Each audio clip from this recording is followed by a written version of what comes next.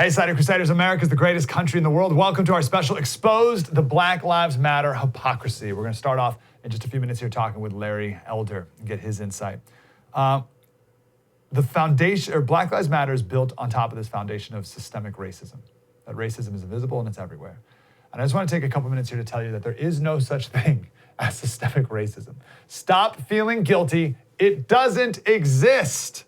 Black Lives Matter activists are manipulating you and your emotions to try and control you. And I want to prove it doesn't exist with an analogy from the great James Lindsay at newdiscourses.com. So imagine you and your friend are walking down the sidewalk, and you trip on a broken bottle that you didn't notice in front of you, and you fall into your friend, and then your friend trips and falls into the street and gets hit by a speeding car and kills your friend.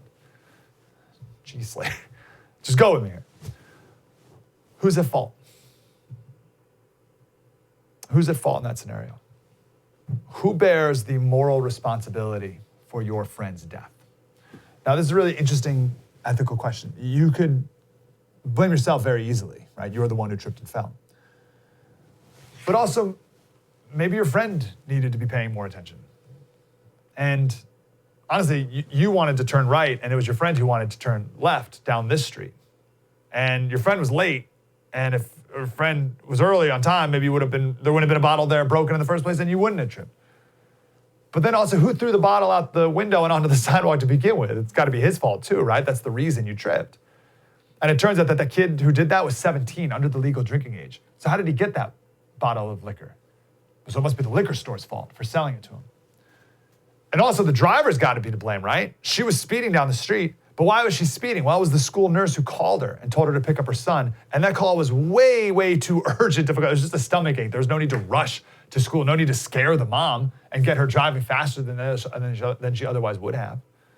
So you see how you can do this all day if you decide to play the blame game. Sometimes it can be difficult to place moral responsibility in a situation like this, especially in a situation where a judge would probably say no fault. It was a no-fault accident. Here's the deal, though. If you're not happy with that answer, and if you choose to wallow in your aggrievement, then you don't just chalk it up as an accident. You don't claim that no one's responsible, that no one's at fault. You claim that everyone is at fault. And you blame everyone, everywhere, all the time. This is white studies. You take an aggrieved person for any number of reasons who has zero personal responsibility for anything ever. The opposite of personal responsibility is not, oh, it's not my fault, it's his fault. That's not the opposite of personal responsibility. The opposite of personal responsibility is it's everyone's fault. It's not my fault, it's everyone's. Now that's absurd, but the clever trick that the left came up with to be able to do that without sounding like an absolute psycho is the system. It's the system's fault. The fault, the blame, the racism, it's systemic. So in this case, this made up analogy here, the made up story, there wouldn't have been a bottle there if we didn't live in an entire society that supports the sale and consumption of alcohol. If we didn't live in a society that enables teenage recklessness, or that doesn't have a local government that invests enough in sidewalk cleaning and other government, right? If we didn't live in a system where people profited off of alcohol consumption, so it's capitalism's fault. And not only is it capitalism's fault, it's everyone who takes part in capitalism. Everyone's to blame. We're all complicit. If you benefit from capitalism in any way whatsoever, you're just upholding this system of capitalism that led to alcohol consumption for profit, that led to a 17-year-old drinking alcohol, that led to him throwing the bottle out the window onto the sidewalk, that led you to trip that killed your friend. It's everyone's fault. We're all complicit. The company that made the car that woman was driving, and they profited off of that person driving. But we also have a culture that's built around the car. Thanks a lot, capitalism.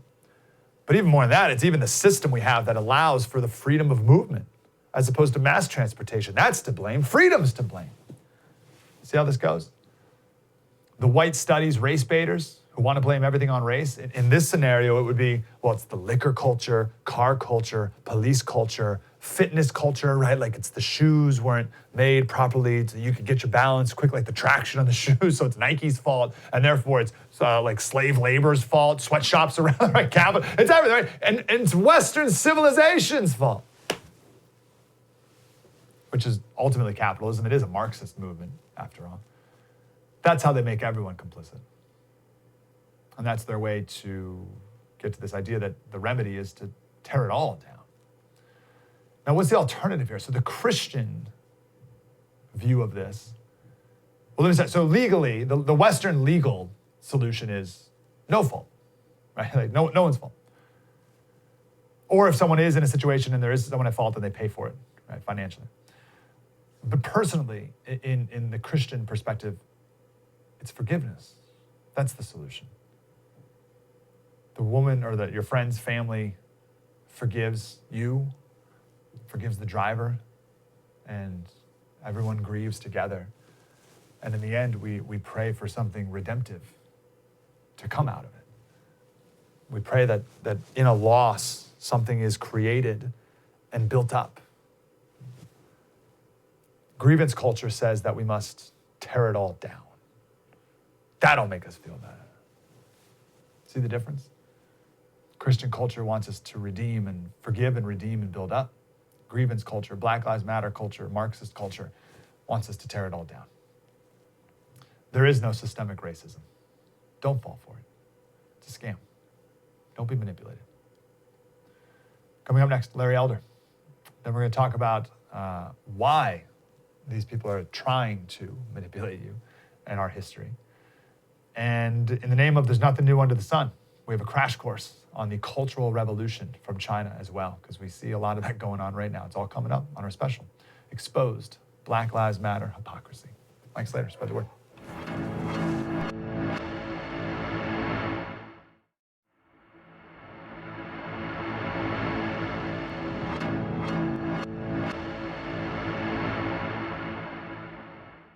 Hey, Slater Crusaders, welcome back to our special, Exposed, the Black Lives Matter Hypocrisy. I want to go right to an amazing radio host and now documentary filmmaker. The movie's called Uncle Tom, and you must watch it right now. And of course, that's Larry Elder. Larry, how are you, brother?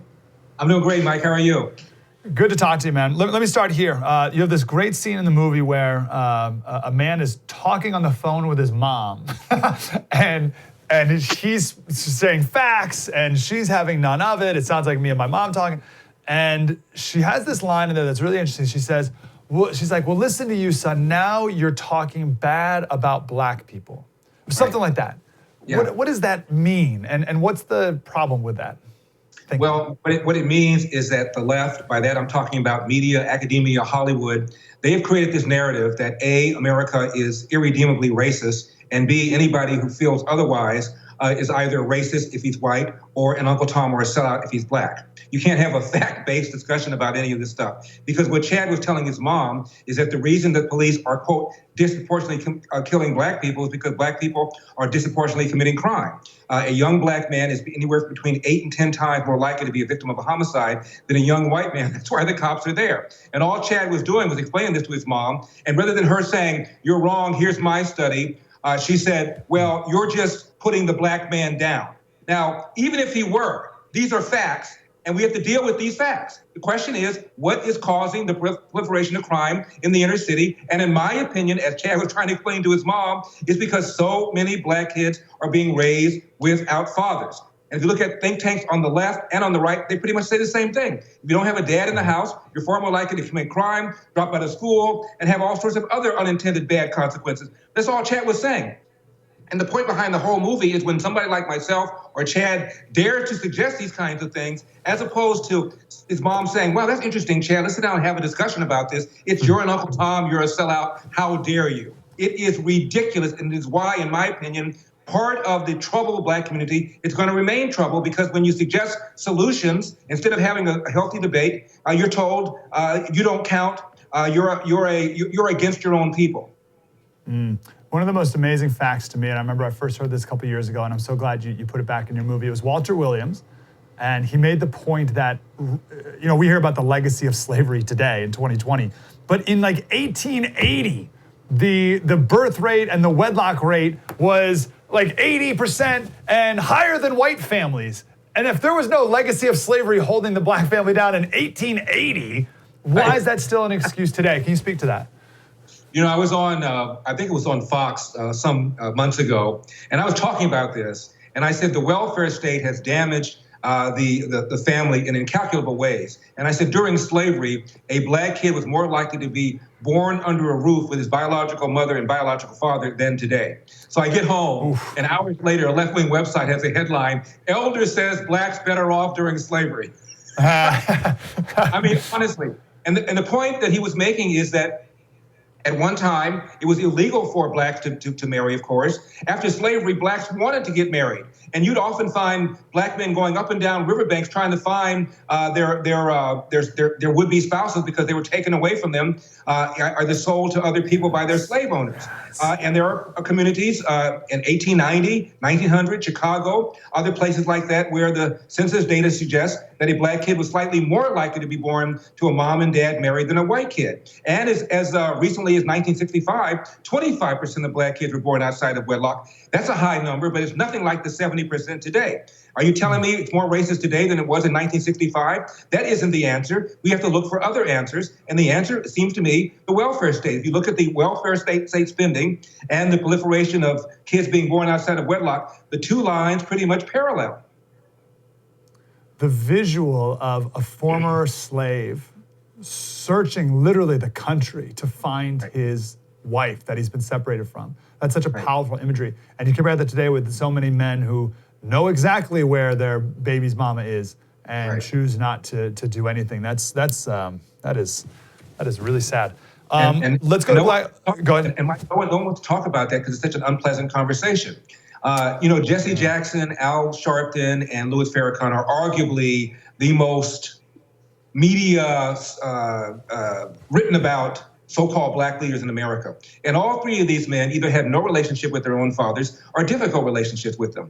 In the case of Farrakhan, his mom was separated from her husband, had a boyfriend, took back up with the husband briefly, got pregnant, didn't want the boyfriend to know, so she tried to abort Farrakhan with a coat hanger.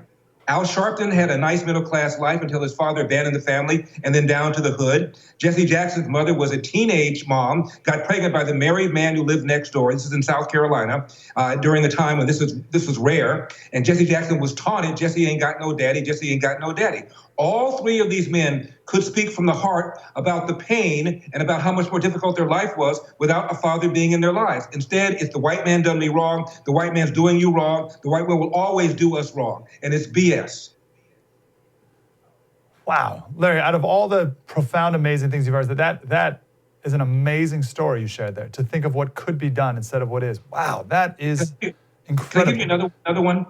When I was living in Cleveland, I belonged to a private club where only a handful of blacks belonged. I was offered to join. I didn't really care about it, but I got in, and the club ultimately began to be perceived as less exclusionary. It's 100 years old. I mean, I'm new in Cleveland, and so someone said, "Larry, do you want to join this club?" And I lived downtown, and they had a swimming pool and all these exercise facilities. So I said, "Sure." I had no idea that I was doing something historic. Anyway, so I get in there. And almost all the wait staff is black. And it's awkward, Mike, because these men are my dad's age and all calling me Mr. Elder, which is the rule, and I've got to call them by their first name, so it's kind of awkward. So I'm in the pool room, shooting pool. I'm not very good, but there was a black guy there who was really good, and he made me better. So we became sort of buddies in the pool room. So one day we're walking out. This is 1984, 88. This is, I forget which year because Jesse Jackson was running for president, both those years. We're walking out, and this older black man, again, my dad's age, turns to me and says, "Mr. Elder, what do you think about the presidential chances of our Jesse Jackson?" Wow. And Mike, I said to myself, oh, good Lord, our Jesse Jackson. Obviously, this guy likes Jesse Jackson. You know what I think of Jesse Jackson. And so I didn't want to lie, but I didn't want to offend this guy. So I said, well, I just don't think he's qualified. And he leaned towards me and he said, "Mr. Elder, me neither. He's in the we shall overcome business. And you know what? We done overcome." That was in the 70s. Yeah. Wow. And here we are telling kids that we hadn't overcome, and maybe even worse, you're even more oppressed now than that man was. One of the men talked about in my documentary Uncle Tom, which is available on UncleTom.com, is Booker T. Washington. Mike, he wrote a book in 1901 called Up from Slavery. This is 36 years after slavery, and he was born a slave. And he is more optimistic about the future of the country and the future of blacks in America than these so-called black leaders are right now. He said something to the effect of, when a Negro boy learns to cook, to sew, to wash dishes, to practice medicine as well as or better than anybody else, he or she will be rewarded because the world wants the best, and the best will not be denied. This is what he said in 1901, for crying out loud. 36 years after the Civil War, and the man was born a slave. And these guys, Black Lives Matter, talking about institutional racism and systemic racism, it is insulting to people like that. I've had this theory, and I want to see what you think, Larry, about you can't tell the difference between a Black Lives Matter activist and a Klan member, right? So the idea of we need to have separate spaces for black people on campus. Who supports that, a Black Lives Matter activist or a Klan member? The story yesterday was the University of Vermont Law School wants to get rid of this mural that talks about the history of the Underground Railroad in Vermont and about the abolition movement, celebrating it. And they took it down because it was hurt feelings to look at it. Like, that's something a Klan member would not want to see, the history of the Underground Railroad and the success of the abolition movement. But it's Black Lives Matter activists pushing for that. It's the weirdest thing how these two people are like, these two movements are the same in a weird way. Let me ask you this, Larry. Let's go to Black Lives Matter and their website. We disrupt the Western prescribed nuclear family structure requirement by supporting each other's extended families and villages that collectively care for one another, especially our children, to the degree that mothers, parents, and children are comfortable, which is a weird thing at the end, but giving them the benefit of the doubt, which they don't deserve. What is their ideal utopian world there? Like, what's the goal, or what's their goal? Well, in my opinion, their utopian world would be for you, Mike, to die. For all white people to give all their property to black people, and then we'll have this nirvana. The whole thing is absurd. If the number one problem facing the black community is absence of fathers, and you go on the Black Lives Matter website and they talk about dismantling the patriarchal Western culture-based society, what the hell are you talking about here? You're throwing acid on a fire. The number one problem, again, is the absence of fathers, and the Black Lives Matter seems to feel that having a mom and a dad, a nuclear family in the house, somehow is a Western construct that is harmful. Again, you look at all the studies. Barack Obama said a kid raised without a father is 5 times more likely to be poor and drop out of school, 9 times more likely to be poor and commit crime, 9 times more likely to drop out of school, 20 times more likely to end up in jail. That's what Obama said. And Obama grew up without a father. That's why he wrote his book, Dreams from My Father, about the pain he felt not having a dad in his home, for crying out loud. This is what's going on. Everything else is connected to that. The declining quality of schools connected to that. Kids not studying, it's all connected to that. If you don't have somebody in your house to make sure you've done your homework and to make sure you've gone to bed on time, you are in deep, deep voodoo. Somebody has to do that. Somebody has to step up and make sure you've done that. When that doesn't happen, the wheels just fall off. And I'd argue it's true for white families, of course, as well. And maybe there's a big problem, too, with wealthier white families where the parents may be home but not really present. And there's problems with that, too. Larry, got about 30 seconds. Give me a nice Enlightenment conversion story that you've had so far from Uncle Tom. A liberal went to see the movie and said 2 things. I assumed it was going to be a movie about Larry Elder, which would have been boring. Secondly, I assumed it was going to be an hour and a half of a bunch of conservatives telling people what to think. Instead, your movie tells people they are free to think, which is exactly the reaction that I hope I would get. Beautiful. UncleTom.com. Please go watch the movie right now. Larry Elder, keep up the wonderful work, sir. You got it. Notice the pocket square for Appreciate you. Yeah, you got it. I know everyone noticed that very handsome pocket square, as if he needed any accoutrement to look more handsome. Expose the Black Lives Matter hypocrisy. More coming up. Mike Slater, spread the word.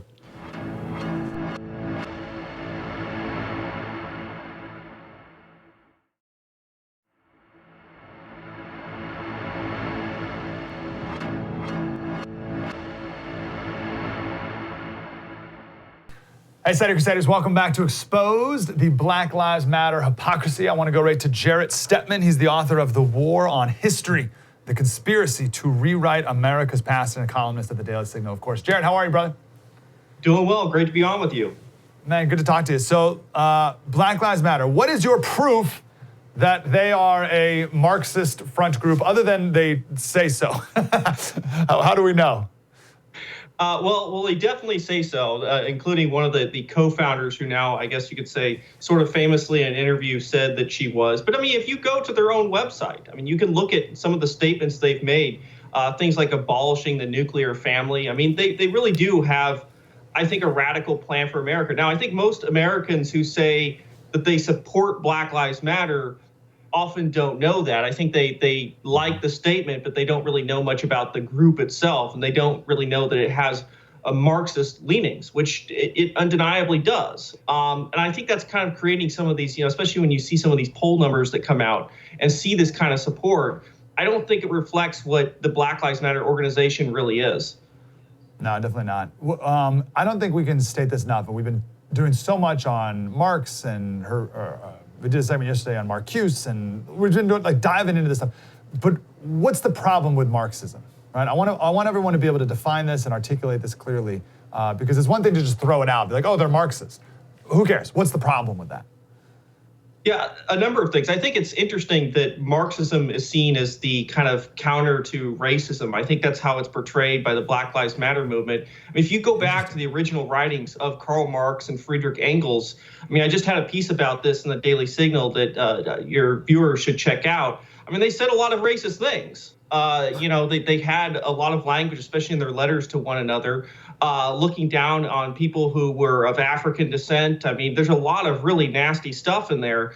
I do wonder if those who are saying today that they are Marxists and they are fighting racism have gone back and actually looked at those things and look at the statements from their original founders. I mean, there's so much criticism today of the founding fathers of American history. I do wonder why Marx and Marxism hasn't been canceled. I mean, especially when you consider the long history of Marxism after its invention has been one of tyranny. It's been one of repression. It's been one often of racism. And I mean, you can look at Marxist states like the Soviet Union or a southern neighbor, Cuba. There is a whole lot of racism and prejudice towards different groups of people. The United States was founded on something different. It was founded on individual rights. It was founded on the principles of the Declaration of Independence. Something I like to say often is that the Declaration of Independence made free men out of slaves. Marxism made slaves out of free men. And I think that's really been the history of what America stands for versus what Marxism and its doctrines, what they stand for. Really good. My go-to example of their racism is Engels wrote a letter. I think like Marx's brother-in-law or something was running for some city council seat in Paris. And Engels wrote to him that he'd be the perfect person for that district because his brother-in-law or something had some N-word blood in him, and that district had the zoo, and he'd be best suited to serve that people because he's most like the animals or whatever. I'd be canceled before I even finish the sentence today. And these guys are lifted up as, you're right, the opposite of racism. Amazing. Let's go to your book, The War on History. Why is it important for the Marxists to rewrite our history? Yeah, I think they need to silence any dissent from what their narratives are. I mean, we can see this with the New York Times 1619 project, which I think is the modern capstone to this whole thing. I mean, this is a project that is based, in many cases, on a lot of untruths and falsehoods. That doesn't matter, though. It's the narrative that matters more than the truth. The truth, unfortunately, is often a disinfectant to many of their ideas, and they can't have any dissent. I mean, they want a kind of cultural revolution in this country. If there are people who dissent from that, that's highly problematic. And I think they need to essentially erase the past. They need to retell American history as if it's a series of oppressions. It's oppressor versus oppressed. So that they can carry out their agenda today. I mean, I think that's a big part of it. This is not just a debate about historical truth or historical accuracy. This is a political debate. This is one meant to create political power for a hard left dead set on fundamentally transforming America and the United States, which means upending a lot of the things, the good things that made up this country in the past. Yeah, so we've talked a lot about the 1619 Project, and it makes sense to me how If they can prove that America was racist at its founding, at its core, then therefore we still have the systemic racism today. Like, I get their thought process there. Can you give me another part of our history that they want to rewrite to prove that we are nothing but our history is nothing but a series of oppressions? What's another aspect that they're rewriting? One, I think that especially when you talk about the history of the Civil War, this is something that's now getting into the far left. This idea that, Abraham Lincoln, this discussion in many ways started with the Confederate monuments and things like that. But I think even the record of people like Abraham Lincoln, the Union Army, this idea that, Lincoln and the Union, they weren't really committed to ending slavery. The 1619 Project barely even mentions Frederick Douglass, who basically tied all of his ideas to 1776, the founding of this country. I think that's what they want to get rid of as well. Frederick Douglass, to a certain extent, is problematic because while he was a critic of the United States under slavery that existed in the 1840s and 1850s, he always tied his ideas to 1776. He said that was the way forward for the United States. I don't think they want that narrative. I think they want the narrative that, no, it's actually always been a racist conspiracy to keep people down. The ideas of 1776 are false, created by hypocrites, and that you shouldn't believe them, that you should believe our conspiracy, essentially, that America is just an endemically racist country. It's systemically racist, and it'll never change until the revolution comes. Speak to me more about how they want to rewrite the narrative of the Civil War, because they'll say that the South wanted to leave to protect slavery. So they'll say that. But what do they argue Lincoln wanted to do, if not then therefore to end slavery? They really don't. They don't have an answer for that. There was an article recently by Jamil Bowie, who's a columnist with the New York Times, basically saying that the Union Army really didn't have much of a role to play in freeing slaves in this country. That essentially their part of that story has been eliminated. Instead of that broader story about how, there was a lot of sentiment in the North to preserve the Union, but there was also a lot of animosity toward the institution of slavery. Much of it developed during the war itself. So it's basically saying that America and the Confederates are condemned because they were pro-slavery, but those who were ultimately ended slavery get no credit whatsoever because, they weren't absolutely purists, or they certainly didn't fit the narrative that I think many of them want to portray. Wow, that's so interesting. There's no good guys in that story because it's always oppressed.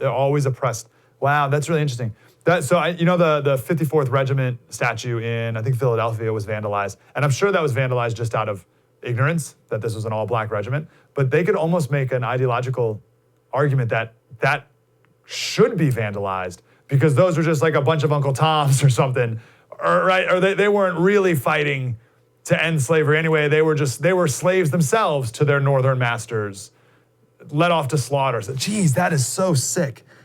Jared, let's take a few more. Go ahead. Do you have a follow-up there?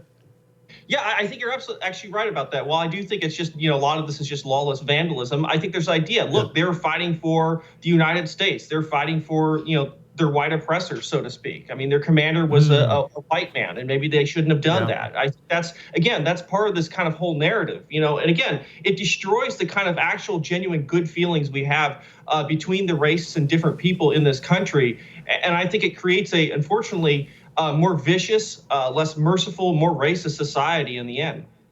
Yeah, brutal. Let's take 2 minutes here.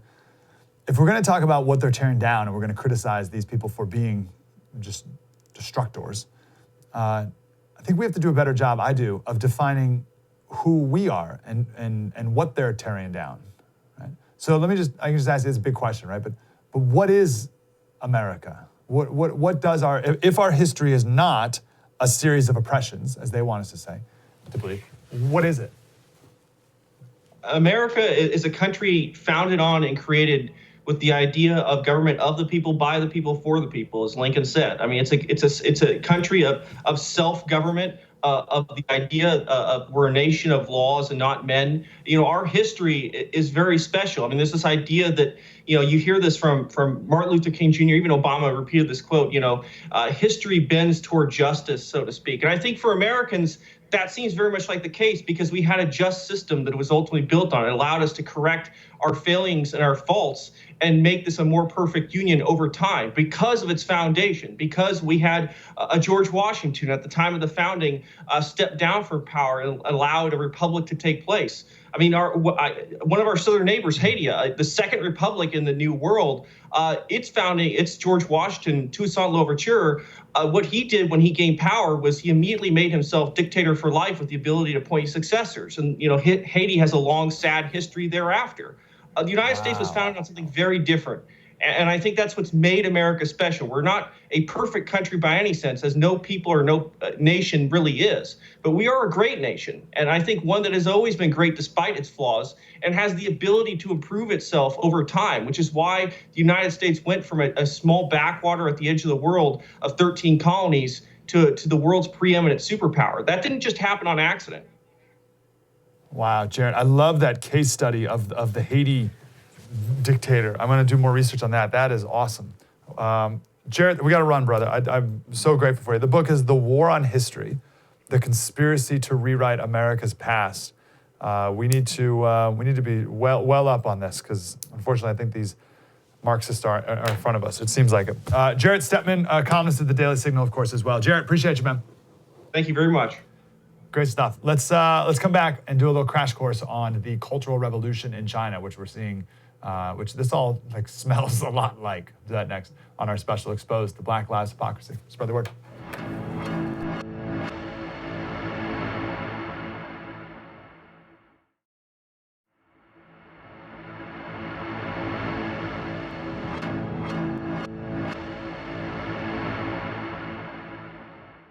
Hey, Slater Crusaders, welcome back to our special Exposed, the Black Lives Matter Hypocrisy. I want to take a bit of a turn here, but it's all very connected, obviously. If we keep going down this road, where could we end up? Well, there's nothing new under the sun. I firmly believe that. And you've heard a lot of people recently talk about the Cultural Revolution in China, and I want to make sure we have a firm grasp on what that actually was so that we can avoid it from happening. Our friend Claudia Rosetta is here. She's from the Independent Women's Forum. She used to be on the Wall Street Journal editorial board, which is awesome. And she was the editorial page editor of the Asian Wall Street Journal in Hong Kong. And she covered Tiananmen Square as it was happening. Ms. Rosetta, wonderful to see you again. How are you? Wonderful to be here. Thank you so much. If you may, please put your history professor hat on and I will sit back. Give us our crash course on the Cultural Revolution. What do we need to know in the lead up to it, and then we'll get to what it was. Okay, crash course. Let's just quickly, I'm going to take you right back to World War II, where we defend China. Okay, we're on the same side, and we win the defeat of Nazi Germany and Japan. In China, there follows civil war between the communists and the nationalist government. The nationalists are the people who went to Taiwan, which evolved into a democracy. The democratic China that we see there today. On the mainland, Mao won. And in 1949, in Tiananmen Square, from the Heavenly Gate in front of the Forbidden City, announced the founding of the People's Republic of China, Communist China. Okay, he then took them through years of incredible hell, including the Great Leap Forward, with a famine in which millions and millions and millions died. And as they emerged from that, he began to worry that the revolution was failing, that he wasn't getting the sort of pure communist revolution that he had hoped for.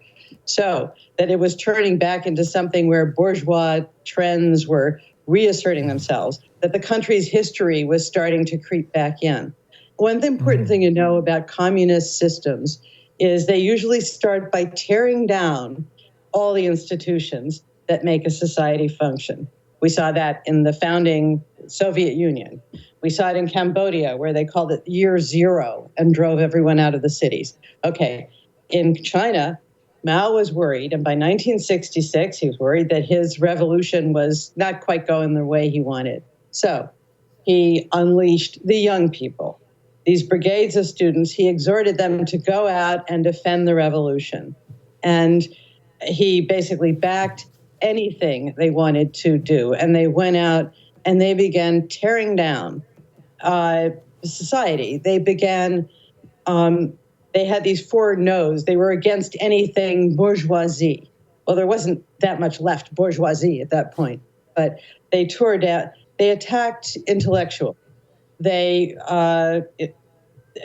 parading them through the streets in dunce caps. They subjected them to struggle sessions where they were forced, this might sound familiar as you watch the shaming here, they were forced to confess to all these sins and crimes that they had committed, which were actually simply, they'd been doing the things that they did to support society. Okay, professors, businessmen, people who could read, basically, were subjected to incredible torment. People died. Somewhere between 1 million and 2 million people died by the time this thing was over. It went on for years. They tore down some of the greatest buildings, monuments, things in China, again, tearing things down. A great Belgian scholar who was in China, went to China to work as a diplomat, but was an art historian who went there hoping to see some of the great things he'd studied, realized that a lot of them had been destroyed. His name was Pierre Eichmann, Simon Lay. He wrote a marvelous essay about this whole insane time. Anyway, this went on. It was just ruinous. It destroyed the economy. It destroyed, generations of learning. It punished talent. It punished anyone who was contributing in some important way to the real progress of the country. It finally got out of Mao's control. Because there's a lot of discussion over exactly what happened, but he finally mobilized the army to go and try and get it back under control because they were so busy ripping things down and parading people through the streets. Children were encouraged to inform on their parents, which is true anyway in China, but this became just this sort of horrible bacchanal of tearing down whatever lingered in China of the old institutions. It went on, the most ferocious, awful part of it was sort of the first 5 years. And then, in 1971, Nixon began his rapprochement with China. In 1972, he went there. Okay, this was still underway, but less so than the first few years. 1966, the years just after were the main part. It finally ended officially with the death of Mao in 1976. And even in China, it is just remembered with horror. In 1987, I went into, this was 2 years before Tiananmen, I went from Hong Kong up to China to interview a reform economist, then working on the market openings that became Deng Xiaoping's reforms, and asked him for a bit of his history. Part of the history of this cultured, interesting, educated, well-intended guy who was just trying to help his country get its economy going again was that he'd been sent to work breaking rocks. That's what the Cultural Revolution did to its literate and in some cases the most useful people in China. It was just a tearing down.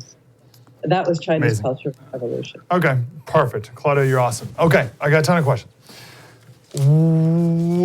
Two-part.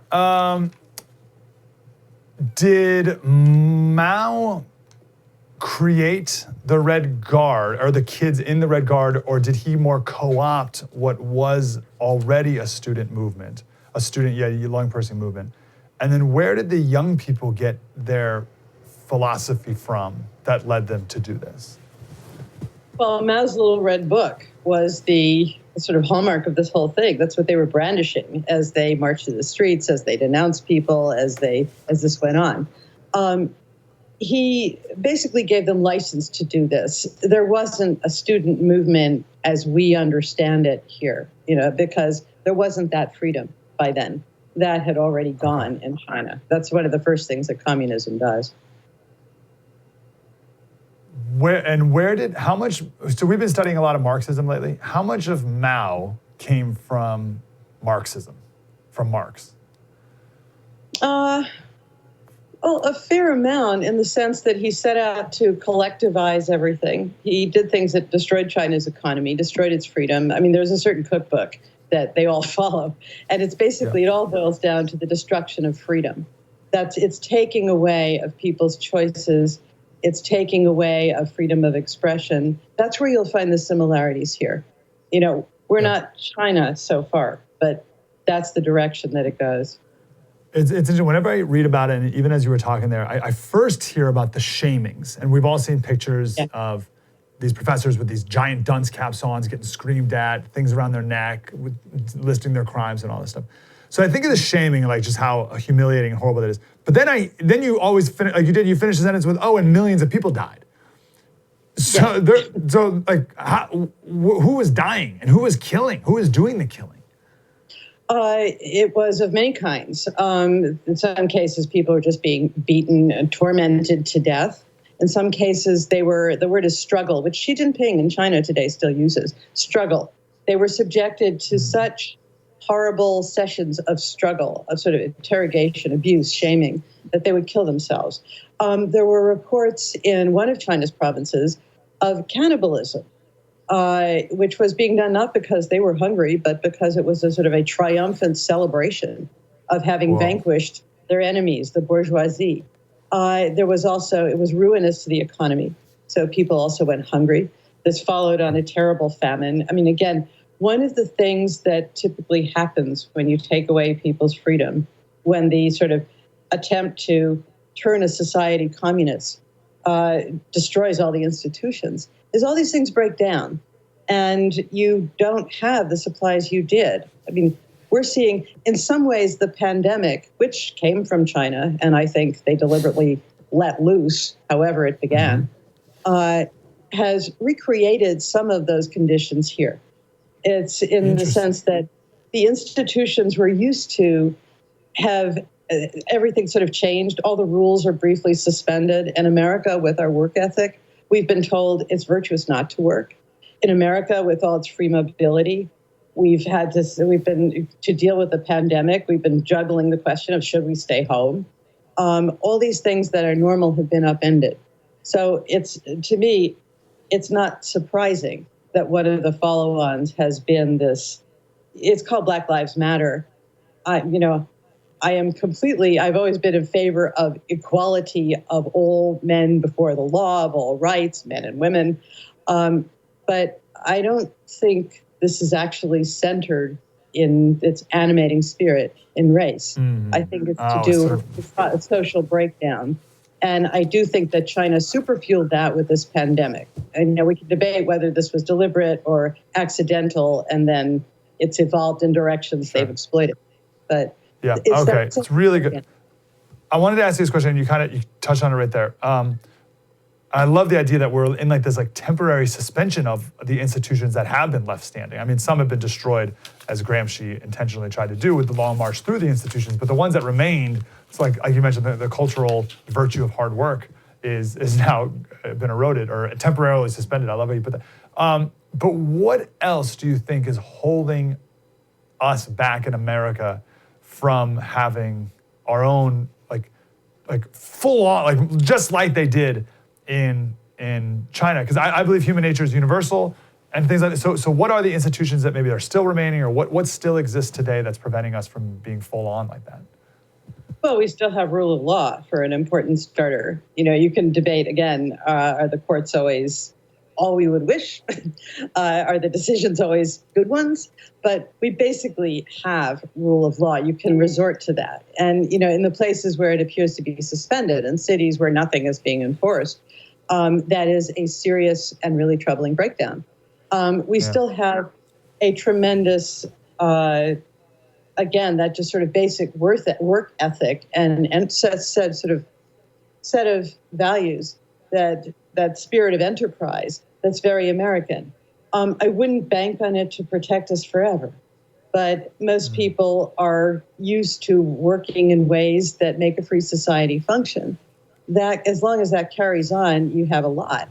We have an election coming up. We expect to hold it. That's a big deal. Again, in China, all that had already been taken away. Mao had already had this campaign of sort of urging everyone to come out and criticize him and then cutting them off at the knees. They had already been through a terrible famine. They had already had communism wholesale imposed. Here, you have a different system. We have the U.S. Constitution. We have also this sort of intangible, this is the thing that in a way what most worries me here. We have the framework of a very well-functioning democracy. But every free system depends on an implicit system of trust, okay? The idea that we all basically understand what the rules are. We don't need to be taken to court, mostly, to enforce them. When you and I go out on the street, our basic expectation is that no one will assault us in order to rob us just because they can, okay? They won't. It's just the way we behave. When that starts to go, you start to have a real breakdown of society. Then you're heading for Venezuela. Then you're heading for real trouble. So what prevents us is, in part, we have a very good framework of rules. And in part, we've all grown up steeped in a system of trust where, for all the breakdown that you're seeing, in the main, still in much of America, people deal with each other with an implicit understanding that we respect each other. You know, when you... I wonder how eroded those two things need to be in order for them to be essentially non-existent and or no longer hold back what human nature would do. And unfortunately, Claudia, go ahead. I got to run right now, but you can give a final thought here on that. Yeah, you don't want to push that line too hard. What we have is incredibly hard to create. It's an amazing thing that's been created here, the American experiment, and it's easier to tear down than it is to build up. It is really vital that we defend this country. Claudia Rosette, Independent Women's Forum. Claudia, thank you. It's perfect. Exactly what I needed. Thank you, ma'am. Thank you. You guys have a good morning. And that is our special. Exposed the Black Lives Matter hypocrisy.